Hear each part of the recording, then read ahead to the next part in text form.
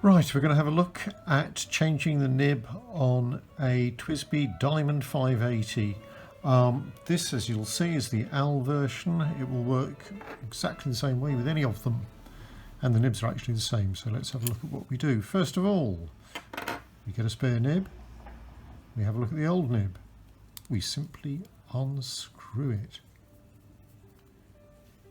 It really is as easy as that. You then get the new nib out.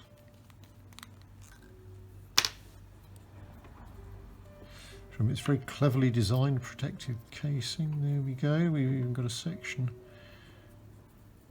sleeve there, and all you do is screw it on, just like that. Just like that.